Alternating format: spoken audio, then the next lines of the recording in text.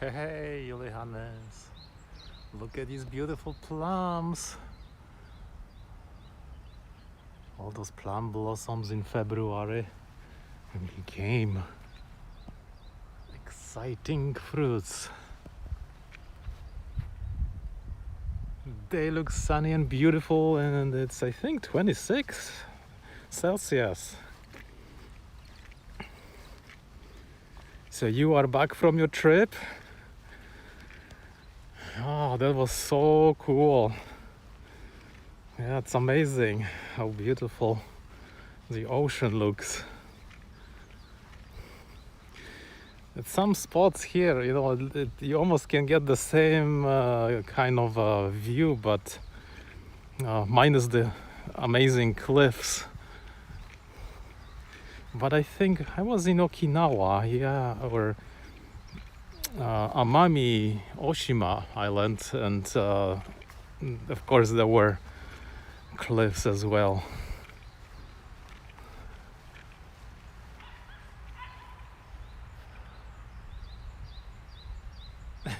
Mangoes. Oh, mangolada.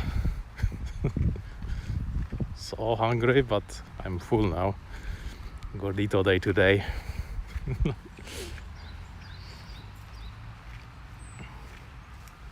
You have the biggest waterfall, the largest cave. Wow, never thought of that. Here, when you go in the cave, you don't know if if there's gonna be an earthquake or not. Fortunately, I've never witnessed one inside the cave.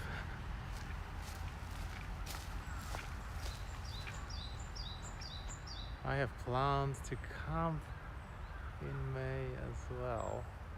Oh, camping! Ah. Yeah, how is it? Is it humid and warm?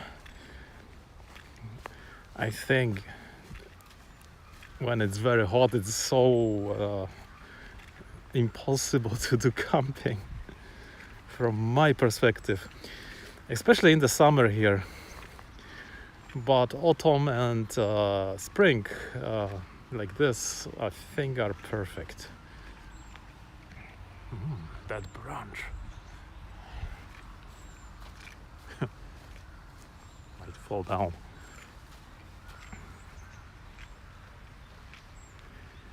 Yeah, camping is fun.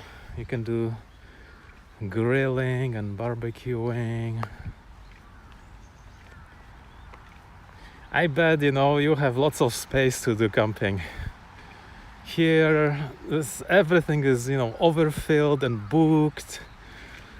I think you would need to go so far away to escape the crowds that it's too overwhelming. Zip line.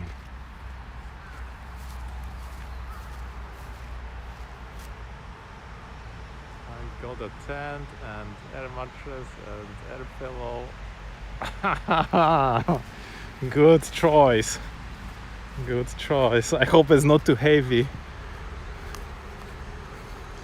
You have arrived at the camper people hobby. Camping people hobby. And then there is another kind of people who collect the same camping gear, but they want to be ultra light. So they will get ultra light tent, ultra light fork, ultra light pan and pot, and ultra light food, and ultra light clothes and backpack.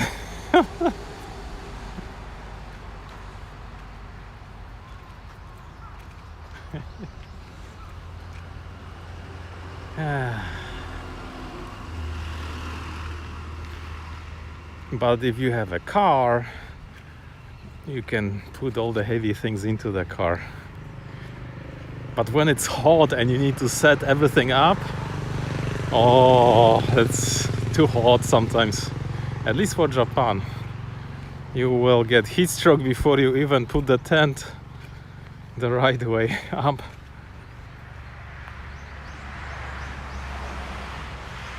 There's so many ultralight things because, yeah, eventually. But you can carry it and go into the jungle for 2 weeks and come back.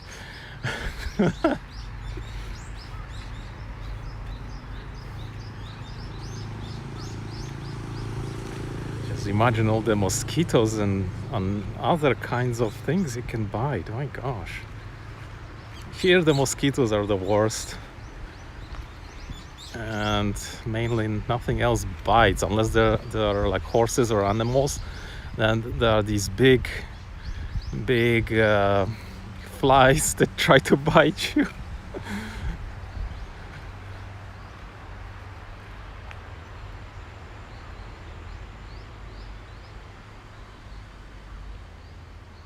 How are the donuts today? Yeah, pretty good. This is the kind of like, they call it a Japanese donut. The one with both of them had chocolate on, but one was made of crumbly dough, almost like a pastry or a cake, crumbly, like lots of butter or oil. And the other one was made with flour made from rice. So it also contained chewy mochi inside. So it's like a mochi donut. When you bite into it, it's kind of like gummy and fun to like bite and bite and bite and bite into little pieces. Basmain. Beautiful nature, welcome to Japan, and beautiful weather too. Just going for a walk, that's right, lunchtime.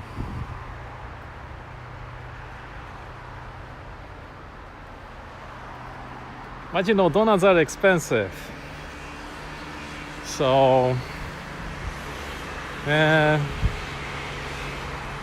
being in a gordito club is probably not a cheap thing to be.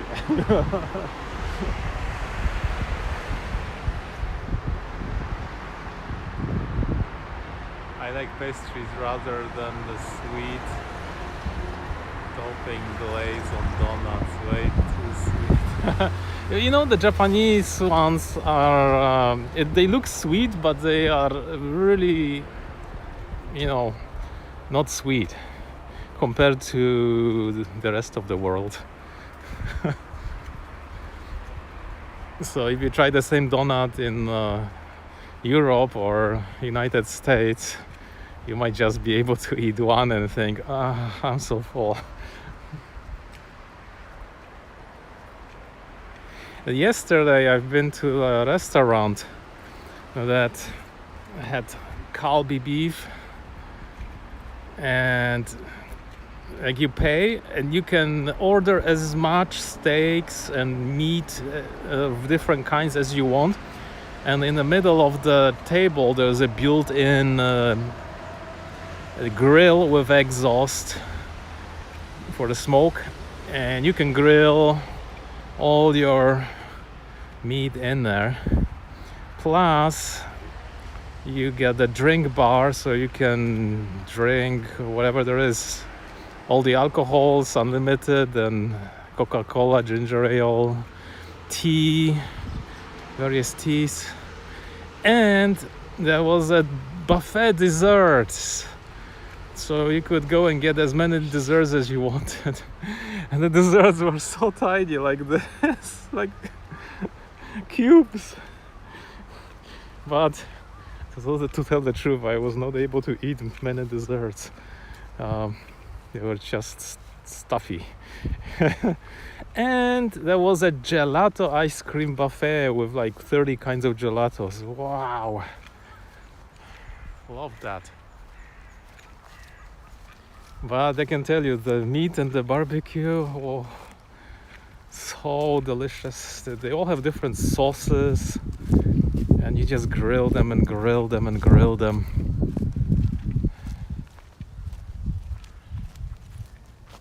Gordito buffet, yeah. Yeah, with special tiny desserts. Like they had these vodka shots, and inside them was a dessert, just so you can take a little spoon and take one scoop, second scoop, third scoop, that's it. Time to go for another one, or try another different one. It was fun thing to do.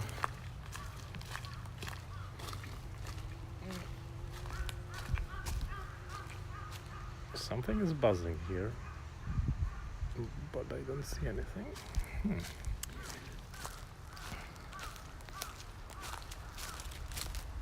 What else? Yeah, an interesting restaurant. Kalbi beef. And of course they had the robots that were driving around to distribute various servings. And the time limit was only 100 minutes, but you had 70 minutes till the last order. Not yet. That was something Bumblebee.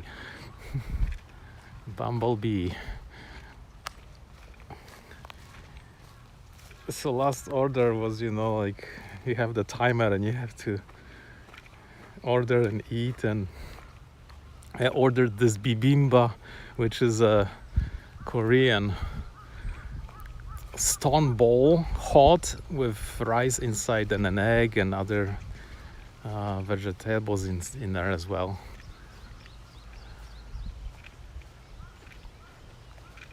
Yes, you cannot become true gordito because of time limit. You have to have some kind of a brake system. But it's more dangerous if people drink alcohol, because you can just get the alcohol buffet, and if you cannot stop, my gosh, scary.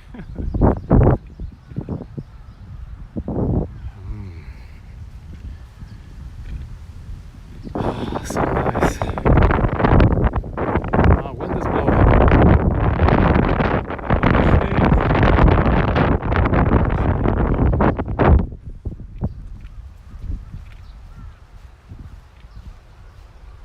This tree doesn't look so good. Some parasites that killed like 2 trees over there.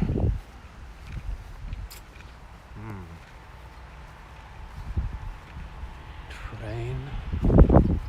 Hear the sound of the train. Oh, and the geocaching. I should send you some photos. But I was geocaching where there was almost nobody. Like away from the train stations. 10 kilometers of walking and geocaching on the way. Yeah, I could find so many. Most of them I found. I walked behind one of Tokyo's biggest zoos. I could see a kangaroo, a chimpanzee, and I think that was it. For free. By walking behind the fence.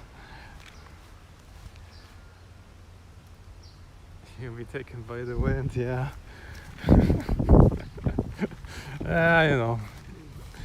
Gordito Club prevents that. It's an insurance against accidental lofting.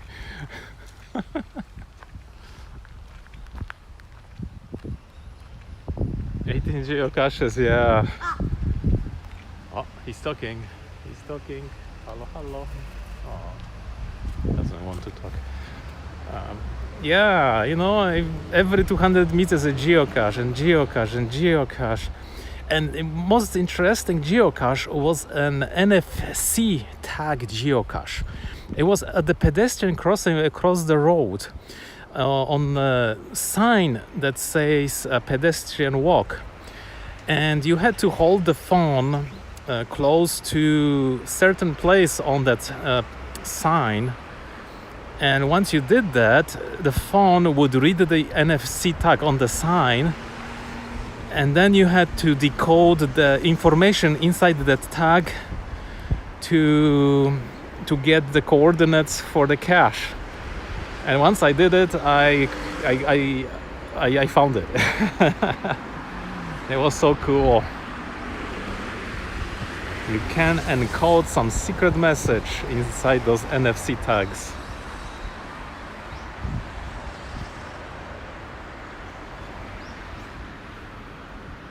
And then there was another one. It said a frog with a bell geocache. So I'm walking, and I seriously look. Oh, it's like a residential area. It's gonna be on somebody's house. That cannot be, right? And then I looked, and on the side of the road there was a big ceramic frog, and I looked at it like, oh, is this okay? I picked it up, and inside of it was a geocache. Like, how is that not gonna, how is it not someone's gonna take it and run away with it? But seems like it was there. Strange thing. Agent 000. NFC tags. Yeah, this was like a multi-cache. Multi-caches is they have many stages. Oh, something's coming.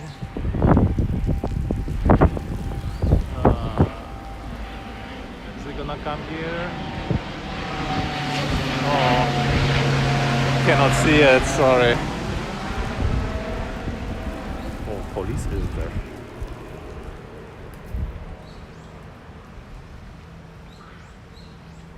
They are checking something, or maybe documenting something.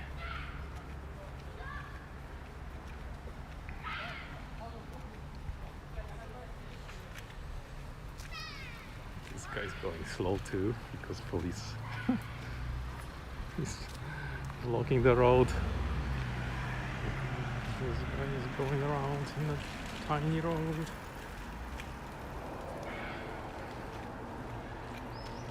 So lots of geocaches, and there was one geocache which was hidden in the guardrail at the side of the hiking path, and it was a half of a broomstick style with a handle, and when you remove that handle, it had a lock sheet inside, and the whole broomstick had magnets attached to it, so it was hidden.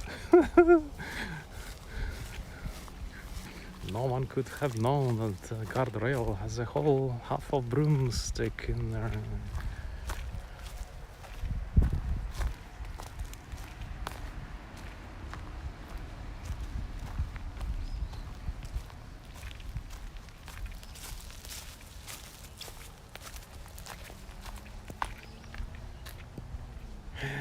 Geocaching. Oh, there was one cache which was in a tunnel where the ghosts were hunting it, and you had to read the ghost story, which was very long, and get a hint where the cache is hidden, and then you had to climb into the above the tunnel where the highway is, but it's on the outside of the highway, and the cache was magneted to the barrier. You couldn't see, there are very high barriers, like 3 meter high, and it was right there.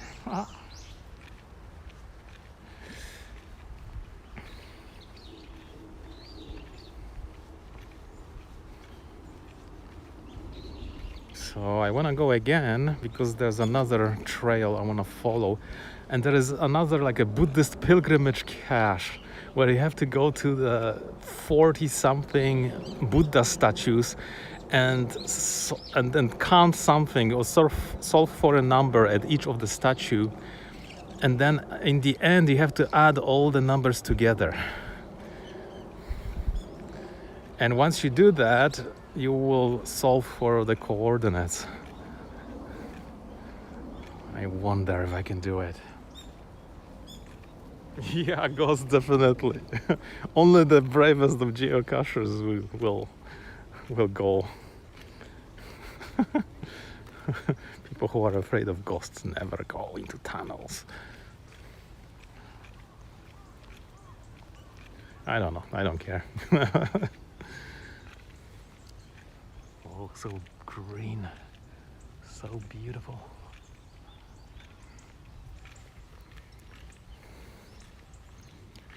And I checked, there's one town in the mountains where I really want to go on a bicycle, because there's just someone planted like at least 100 geocaches there. I want to clear it all.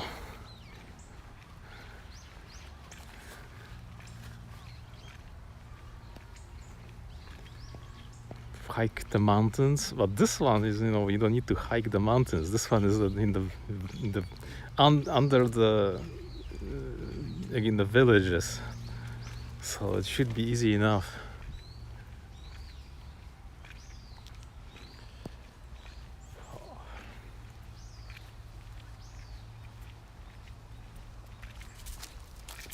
Ooh, something is jumping in here. What can it be? Not iguana. Maybe a little lizard. But I don't know if they're out yet. Maybe.